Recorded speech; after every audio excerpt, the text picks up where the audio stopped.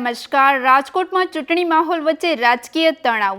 Ward number 2 વિસ્તારમાં collector કચેરી પાછળ આવેલા શ્રોફ રોડ પર ભાજપના ઈશારે કોંગ્રેસ ઉમેદવારના ઘરે ઝંડા ઉતારવામાં આવ્યા હોવાનું સામે આવ્યું. વધુ સમાચાર માટે જોડાયેલા રહો આરપી ગુજરાત ન્યૂઝ રાજકોટ.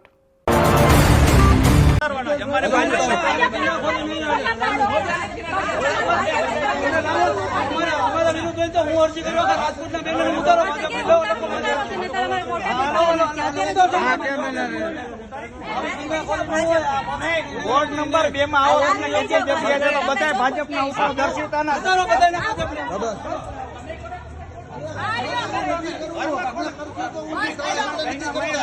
બોલાવો ઘરવાળાને કે કોઈ નાનો પાડે તમે એને પૂછો પણ અમને પૂછો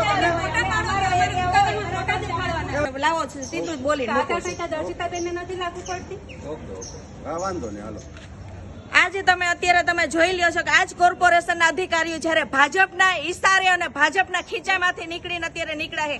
તમે જોવો તો આજે જ્યારે પોતાના મકાન હોય અને પોતાની પ્રોપર્ટી હોય એમાં એ લોકો એવું કહે છે કે તમારે પરમિશન લેવી પડે, અને જ્યારે ભાજપના 50 જગ્યાએ ભાજપના ઘર છે અને 50 જગ્યાએ ઝંડી મારી છે તો એ મને બતાવે કે કેટલી જગ્યાએ પરમિશન લીધેલી છે. તો આવી લુખાગીરીમાં રાજકોટની જનતાને પણ હું કહું છું કે આવી લુખી દાદાગીરીમાં ક્યાં સુધી તમે જીવશો? અધિકારીઓને આ સાંભળો એ કે એના ઈશારે હાલવું પડે છે તો ક્યાં સુધીનું આપણે ચલાવવાનું છે?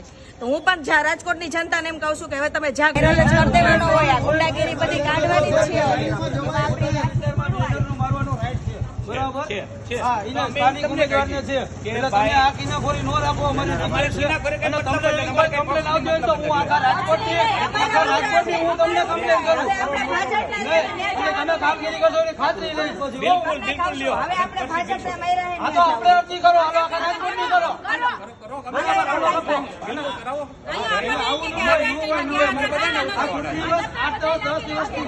અમારે બધાને ઉતારવાના છે. અમારે ભાજપ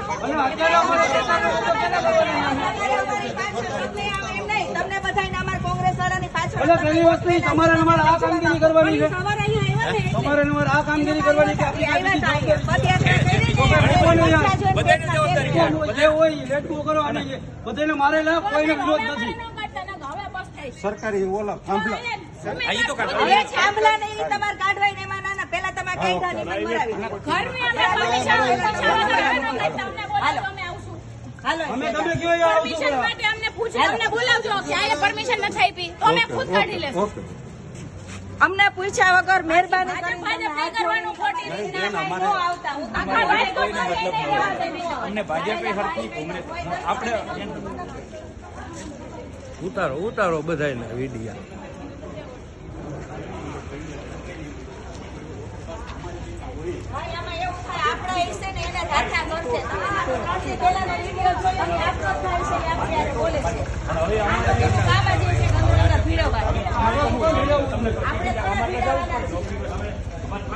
આપણે